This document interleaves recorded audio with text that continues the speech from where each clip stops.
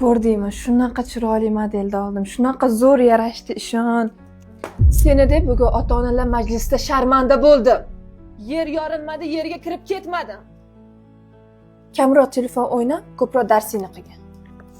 Oyijon, tushunmayapman. Tushuntirib bering. Telefon o'ynamasdan kitob o'qisang, keyin tushunasan.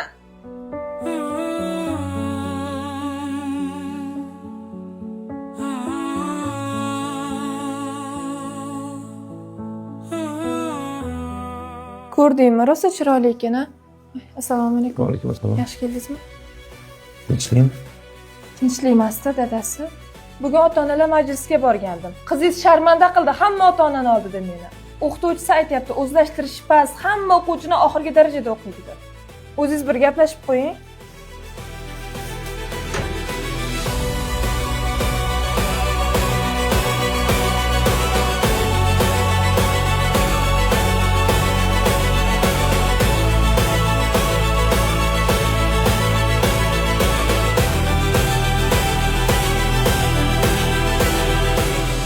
Mana qizim, bugungi darsimizni nima yig'layapsan? Bugun birinchi bor nima dars qilganimni tushunib yetdim.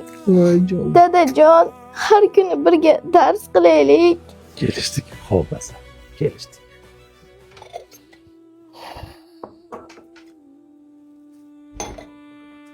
Tushuntirib qo'ydingizmi dadasi o'ziga?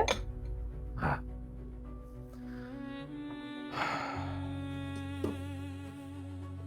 Mana. Boshdan keldi. Voy. Men ham mashina haydaymanmi? Ha. Voy, Bu ishxonamga keldi. nimaga bu? Endi ertadan boshlab sen meni o'rnimga ishga chiqasan.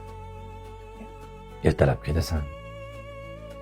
Rahbardan sug'ushi ishlasan. Kechgacha o'sha xizmatni yurasan. Uyga kelib damingni olasan.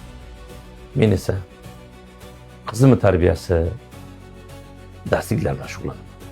Chunki har kuni ishga borib kelib, charchab farzand tarbiyasiga ulgurmay qolaman. Shuning uchun sen ishlay qol. Qizimni ertaga kelajakda turmushga bersan, uni quloq qilib bera olmayman. Uni taqdirini seni dugonalaring gruppasi hal qilib bera olmaydi. Bir gap, hech qachon esingdan chiqmasin. Oilada erkak olim bo'lsa, oilada bitta farzand olim bo'ladi. Agar oilada ayol olima bo'lsa, butun avlod olima bo'ladi. Har kimsa har qaysi tomon bo'lar ekan, oqibat aybdor zamon bo'lar ekan. 5 kunlik dunyoda bilganim do'stlar, odamning yomoni yomon bo'lar ekan.